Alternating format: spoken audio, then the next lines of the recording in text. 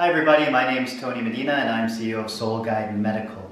For a while now, I've been trying to get the message out about what we've been doing in Korea in order to flatten the curve when it comes to the coronavirus. Lots of news reports now are coming out explaining the things that we've been doing here that have gotten us to this point where we're winning the fight against the coronavirus. So I thought that I would show you a news report that came out in the United States which shows you some of the things that we've been doing. Now to some promising signs out of Asia as the U.S. looks for ways to slow the spread of the coronavirus and avoid the crisis Italy is now facing. South Korea, which saw its first confirmed case the same day as the United States, now appears to be flattening the curve after an initial spike. TJ Holmes is here with more on how they are doing it. Good morning, TJ. Good morning, and this should be encouraging news for all of us to see a country like South Korea seem to be coming out of this thing after 2 months. Something they're doing is working, so we should be doing that. Well, we aren't.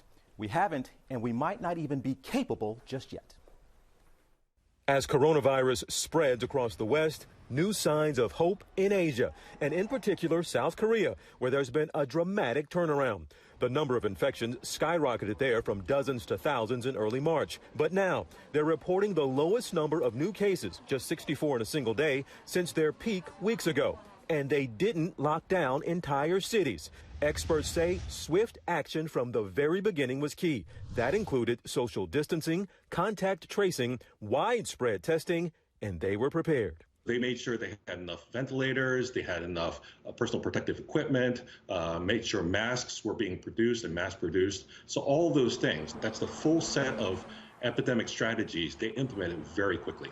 Both South Korea and the U.S. reported their first case of COVID-19 on the same day, January 20th. But South Korea then did something the U.S. has not, implemented a system to electronically track people and the disease. South Korea used different types of tracking measures to figure out where people were moving, whether they were violating social distancing measures. So, for instance, if they are supposed to be staying at home and instead they're out on the street or using public transportation. They were able to figure that out fairly quickly. Here's an example of how it works. Let's say you find out you have coronavirus. The government then uses your cell phone and credit card data to track where you've been and then blast out an alert to the cell phones of people who may have crossed your path. Our own Jui Cho showing us what one of those alerts looks like on her phone. Another major difference. Here in the U.S., the N95 mask supply is limited, and the CDC advises people not to wear face masks unless they're sick or caring for someone who's ill. But in South Korea, masks are widespread and encouraged by the government.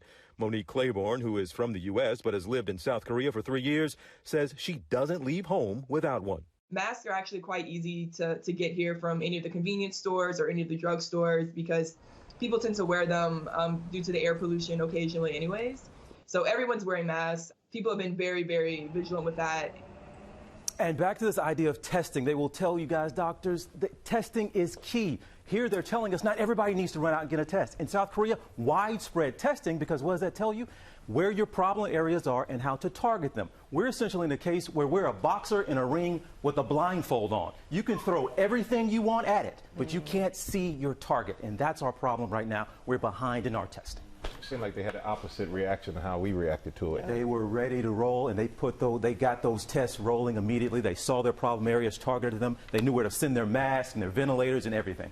So we're a little behind that. It worked. Thank you, TJ. Some of the things not covered in the news report are things such as we get updates on our messaging app called KakaoTalk, which is similar to WhatsApp and other messaging services, but we get messages from the government there teaching us about how to wash our hands, how to use hand sanitizer, how to wear masks. We get a lot of information in real time, and that's something that helps as well. On top of that, everywhere you go, when you go into the public transportation systems, you'll hear, please wear a mask. If you want to ride the train or the subway, do not ride without a mask. Please be careful. So we get all of these information tidbits that are coming out all the time, and this helps everybody to basically follow the same rules. We are not quarantining ourselves. We're still going out to work, still going out to eat and things like that. The government does say big meetings with lots of people, don't do that. Large gathering, public events, don't do that as well. Our schools have been closed for some time because that's a big risk.